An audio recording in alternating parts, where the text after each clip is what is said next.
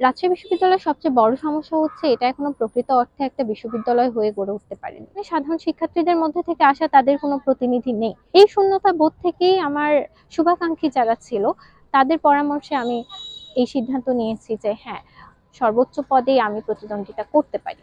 এই নির্বাচনে আমার মনে হয় যে জয় পরাজয়ের জন্য অন্যতম একটা ফ্যাক্টর হচ্ছে যে আমাদের দলীয় পরিচয় বনাম আদর্শিক যে পরিচয় সেটা।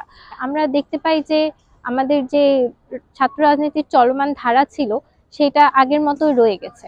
আমি অর্পণ ধর সমকালের পক্ষ থেকে আজ কথা বলবো রাকসু নির্বাচনের ইতিহাসে প্রথম নারী ভিপি প্রার্থী তাসিম খানের সঙ্গে। বৈষম্য বিরোধী ছাত্র আন্দোলনের পর অর্থাৎ জুলাই গণ অভ্যুত্থানের পর আমাদের একটা এক্সপেকটেশন ছিল যে আমরা আমাদের বিশ্ববিদ্যালয়ে একটা পরিবর্তন দেখতে পাবো, বিশেষ করে আমাদের যে চলমান ছাত্র রাজনীতির ফরম্যাটটা আছে সেখানে একটা পরিবর্তন আসবে। আমরা দেখতে পাই যে আমাদের যে ছাত্র রাজনীতির চলমান ধারা ছিল সেটা আগের মতোই রয়ে গেছে। সেই ক্ষেত্রে ছাত্র সংসদ নির্বাচন একটা উপযুক্ত একটা মাধ্যম হতে পারে এই লাগামহীন ছাত্র রাজনীতির লাগাম টেনে ধরার। এই চিন্তা থেকেই আমার প্রথম থেকেই চিন্তা ভাবনা ছিল যে যখন ছাত্র সংসদ নির্বাচন হবে তখন এইখানে অংশগ্রহণ করার। তবে ভিপি বা সর্বোচ্চ পদে যে প্রতিদ্বন্দ্বিতা করব সেটা সেই সময় ভাবা হয়নি। আমরা দেখি যখন ক্যাম্পাসে এই রাকসুর আলাপ শুরু হয় সেখানে প্রশাসন কিংবা নির্বাচন কমিশনের সিদ্ধান্ত গ্রহণের ক্ষেত্রে হোক কিংবা আলাপ আলোচনায় হোক, সেখানে যে ছাত্র সংগঠনগুলো আছে, রাজনৈতিক সংগঠনগুলো আছে, তাদেরই অংশগ্রহণটা স্বতঃস্ফূর্ত।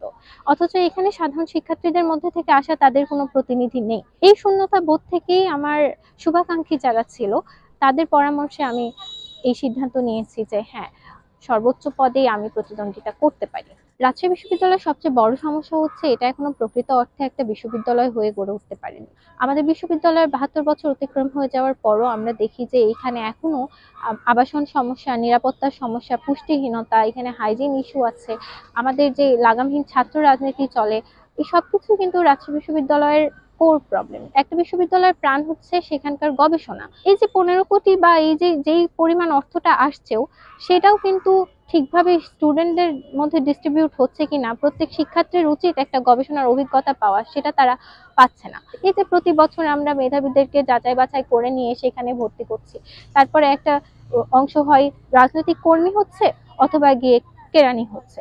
রাজশাহী বিশ্ববিদ্যালয়ের শিক্ষার্থীরা আমাকে ভোট দিবে, এটার পিছনে আমি যেটা মনে করি প্রথম কারণ হচ্ছে যে আমি নন পার্টিসান।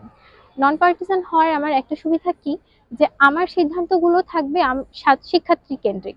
আমার সিদ্ধান্তগুলো উপরে কোনো দলীয় প্রভাব থাকবে না। দ্বিতীয় কারণ হচ্ছে আমি একজন এডুকেশন অ্যান্ড রিসার্চের স্টুডেন্ট। তো এই বিশ্ববিদ্যালয়টাকে কিভাবে একটা প্রকৃত বিশ্ববিদ্যালয় বানানো যায় সেক্ষেত্রে কিছু আইডিয়া, কিছু কন্ট্রিবিউশন পলিসি ডেভেলপমেন্টের ক্ষেত্রে আমি দিয়ে যেতে পারবো। ইশতেহার, আমার ব্যাকগ্রাউন্ড, আমার কাজ, অ্যাক্টিভিটিস দেখে যদি শিক্ষার্থীরা আমাকে আস্থাভাজন মনে করে তাহলে তারা তাদের ভোট দিয়ে আমাকে জয়যুক্ত করবে বলে আমি মনে করি। নির্বাচনের পরিবেশটা আসলে আশঙ্কাজনক। আশঙ্কাজনক তার কারণ হচ্ছে যে আমরা কিছুদিন আগেই দেখলাম আমাদের বিশ্ববিদ্যালয়ের একটি প্রমিনেন্ট ছাত্র সংগঠন ছাত্রদল কিভাবে আমাদের নির্বাচন কোষাধ্যক্ষের অফিসে ঢুকে সন্ত্রাসী কায়দায় নিজের পেশি শক্তি প্রদর্শন করলো। এই নির্বাচনে আমার মনে হয় যে জয় পরাজয়ের জন্য অন্যতম একটা ফ্যাক্টর হচ্ছে যে আমাদের দলীয় পরিচয় বনাম আদর্শিক যে পরিচয় সেটা।